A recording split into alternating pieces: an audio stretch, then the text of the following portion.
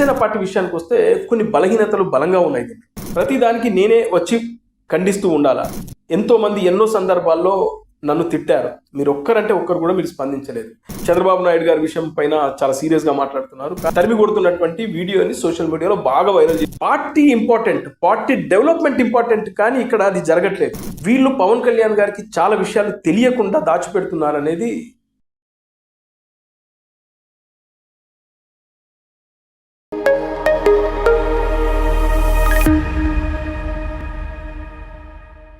Hello friends, నేను రాజు గారు. నిన్న మంగళగిరి జనసేన పార్టీ ఆఫీస్లో జనసేన పార్టీకి సంబంధించినటువంటి నాయకులు, ప్రజాప్రతినిధులతో పవన్ కళ్యాణ్ గారు ఒక మీటింగ్ పెట్టుకున్నారు. ఆ మీటింగ్ ఉద్దేశం ఏంటి అంటే, ఈ మధ్యకాలంలో తిరుమల తిరుపతి లడ్డు కల్తీ జరిగింది అనే దానిపైన సిట్ అధికారులు ఒక నివేదిక ఇచ్చారు. ఆ నివేదిక వచ్చిన తర్వాత వైఎస్ఆర్సీపీ వాళ్ళు దీన్ని మరో వెర్షన్లో తీసుకెళ్తున్నారు. ఆ వెర్షన్ ఏంటో నేను గత 2-3 వీడియోలు మీకు చెప్తూ వచ్చాను. అదేంటంటే, ఈ లడ్డుల్లో కల్తీ జరిగింది. అది పామ్ ఆయిల్, బీటా కెరటిన్, వివిధ రసాయనాలతో కలిపి ఒక్క చుక్క ఒరిజినల్ గీ లేకుండా సింథటిక్ గీతో 20 కోట్ల లడ్డూలు తయారు చేశారనేది సిట్ అధికారులు ఇచ్చిన నివేదిక. ఇక వైసీపీ జనాల్లోకి తీసుకెళ్తున్న వాదం ఏంటంటే, పవన్ కళ్యాణ్ గారు ఈ నెయ్యిలో జంతువుల కొవ్వు కలిసిందని చెప్పేసి ఆయన చేసిన కామెంట్ ఏదైతే ఉంటుందో దాన్ని జనాల్లోకి తీసుకెళ్తున్నారు. పవన్ కళ్యాణ్ చెప్పింది ఇవాళ అబద్ధం అని తేలింది. సిట్ అధికారులు నివేదిక ఇచ్చారు. దీంట్లో జంతువుల కొవ్వు కలవలేదు, పంది కొవ్వు లేదంటే ఇతర జంతువుల కొవ్వే కలవలేదు అని చెప్పేసి పవన్ చెప్పింది అబద్ధం అని చెప్పి వాళ్ళు జనాల్లోకి తీసుకెళ్తున్నారు.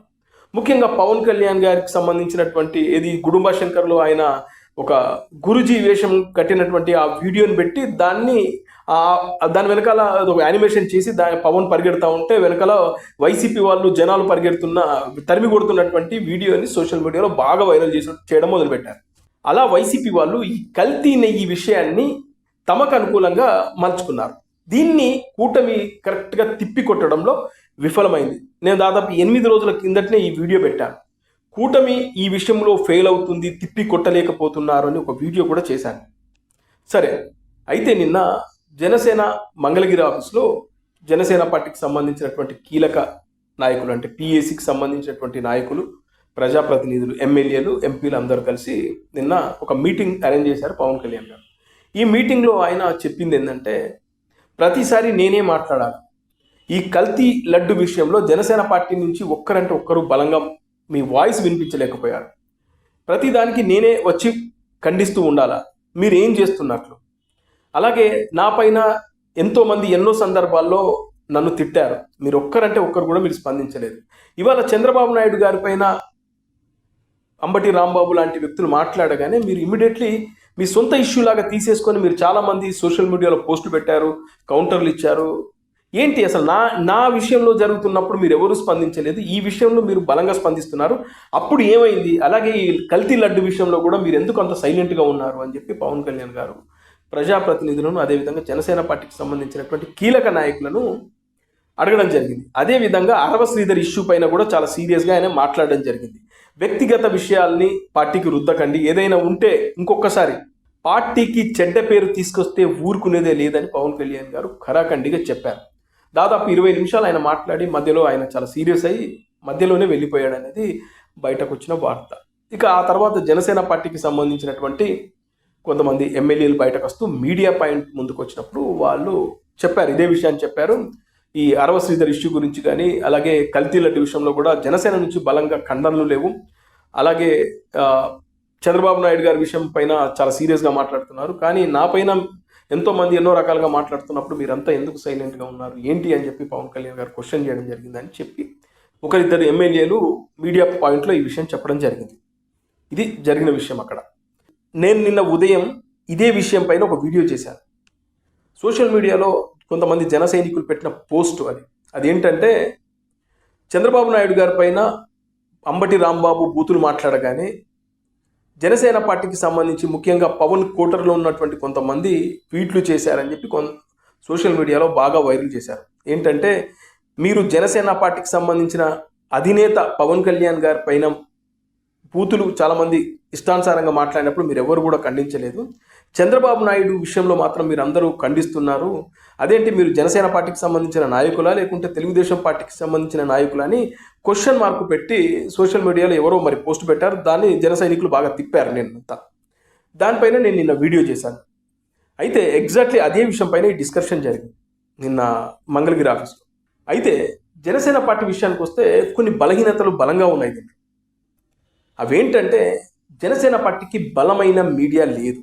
ఇది నెంబర్ 1 పాయింట్.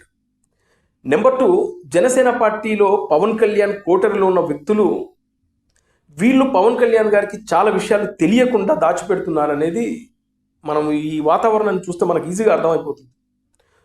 ముఖ్యంగా గ్రౌండ్ లెవెల్, నేను పదే పదే చెప్పేది ఏంటంటే, గ్రాస్ రూట్లో ఉన్నటువంటి జన సైనికులు, కార్యకర్తల వాళ్ళకు సంబంధించిన నియోజకవర్గాల విషయాలు పవన్ కళ్యాణ్ గారికి చేరవు.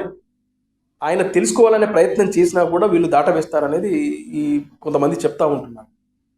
ఇవి జనసేన పార్టీకి చాలా మైనస్ అయ్యే అంశాలు. నెంబర్ 3, పవన్ కళ్యాణ్ గారు ఎవరి మీద అయితే ఆధారపడి ఉంటున్నారో, ఆ కోటర్లోని కొంతమంది మీద ఆధారపడి ఉంటున్నారో, ఆ వ్యక్తులు వాళ్ళ ప్రయోజనాలు చూసుకుంటున్నారేమో అనిపిస్తుంది. Party important, party development important, కానీ ఇక్కడ అది జరగట్లేదు. ఎందుకంటే వీళ్ళకు అభద్రతా భావం ఎక్కువ. వేరే ఎవరైనా వస్తే మా ప్లేస్లు ఎక్కడ మాయమైపోతాయేమో అన్న భయంతోనే వీళ్ళు ఎవరిని కూడా జెన్యున్గా ఉన్న పీపుల్స్ని వీళ్ళు దగ్గరికి రానివ్వరు. అంటే అవతలి వాళ్ళు పార్టీ డెవలప్మెంట్ కోసం, పార్టీకి సంబంధించినటువంటి ఏదైనా విషయాలు ఉంటే ఉపయోగపడతాయని ఎవరైనా చెప్పడానికి వచ్చినా అబ్బాయి వాళ్ళని దగ్గర రానివ్వరు. ఎంతసేపు ఆ కోటరీ అనేది ఏదైతే ఉంటుందో, ఇది పవన్ కళ్యాణ్ గారికి తెలియకుండా చాలా విషయాలు వాళ్ళు మేనేజ్ చేస్తున్నారనేది మనకి ఈజీగా అర్థమైపోతుంది. ఇక చూస్తే నేను ఇందాక చెప్పినట్లు నెంబర్ 1 పాయింట్ మీడియా. ప్రతి రాజకీయ పార్టీకి మీడియా వింగ్ ఉంటుందండి, కానీ జనసేన పార్టీకి ఆ వింగ్ ఉండదు. నేను మళ్ళీ ఒకసారి 2009 విషయం చెప్తా. ప్రజారాజ్యం పార్టీ ఆ రోజున ఫెయిల్ అవ్వడానికి కారణం మెయిన్ మీడియా వింగ్ లేకపోవడం. మనకంటూ మీడియా కొన్ని సంస్థలు ఉంటే ఖచ్చితంగా ఆ పార్టీ బలంగా జనాల్లోకి వెళ్తుంది. ఆ రోజున ప్రజారాజ్యం పార్టీ విషయంలో అదే జరిగింది. ఇప్పుడు జనసేన పార్టీ విషయంలో కూడా అదే జరుగుతుంది. మీడియా వింగ్ లేదు. ఎలా అంటే, ఉదాహరణకి ఇప్పుడు మన ఆంధ్రప్రదేశ్ ఇటు తెలంగాణలో చూస్తే, తెలుగు రాష్ట్రాల్లో చూస్తే బీఆర్ఎస్, తెలుగుదేశం పార్టీ, వైఎస్ఆర్సీపీ, ఆఖరికి రీసెంట్గా కొత్తగా పార్టీ పెట్టబోతున్నటువంటి కవిత కానీ, ఇలా వీళ్ళకు పార్టీకి సంబంధించినటువంటి ఒక మీడియా వింగ్ ఉంటుంది. వీళ్ళు ఏం చేస్తారంటే, వాళ్ళు మీడియాకు సంబంధించినటువంటి సంస్థల్ని ఒక వాట్సాప్ గ్రూప్లో యాడ్ చేసుకుంటారు, జర్నలిస్టులు యాడ్ చేస్తారు. వాళ్ళు చెప్పదలుచుకుందంతా ఆ గ్రూపులలో ఆ పార్టీకి సంబంధించినటువంటి ప్రెస్ మీట్లకు సంబంధించినవి కానీ, ఇష్యూలకు సంబంధించి ఎప్పటికప్పుడు వాళ్ళు కట్స్ కానీ, కంటెంట్ కానీ అందిస్తూ ఉంటారు. నిజంగా విచిత్రం ఏంటంటే, అది జనసేన పార్టీకి ఆ వింగి లేనేలేదు. ఇప్పటి వరకు జనసేన పార్టీ ఒక మీడియా గ్రూప్ను కూడా మెయింటైన్ చేయలేకపోతుంది. అయితే మిగతా గ్రూపులు మనకు కనబడుతుంటే చూడు, అది కేవలం జన సైనికుల గ్రూప్స్. పాపం ఉత్సాహంతో కొంతమంది జన సైనికులు ఓ మొబైల్ ఫోన్ పట్టుకొని వాళ్ళు జనసేన పార్టీకి ఒక మీడియా లాగా పనిచేస్తూ, వాళ్ళు కంటెంట్ను వాళ్ళు ఏదో, ఇప్పుడు ఉదాహరణకి లడ్డుల విషయంలో వాళ్ళే జన సైనికులే వైసీపీని ఖండిస్తూ వాళ్ళు వీడియోలు పెట్టి ఆ గ్రూపులలో తిప్పుతూ ఉంటారు. అట్లాగా జన సైనికులు ఖండిస్తున్నారు తప్పితే, జనసేన అధినేతతో లాభపడ్డ కొంతమంది మాత్రం అస్సలు ఖండించరు. ఎవరేమనుకున్నా నాకు పోయేదేం లేదు. సరే, అలా ఇక్కడ మీడియా వింగ్ అనేది లేకపోవడం చాలా చాలా దురదృష్టకరం.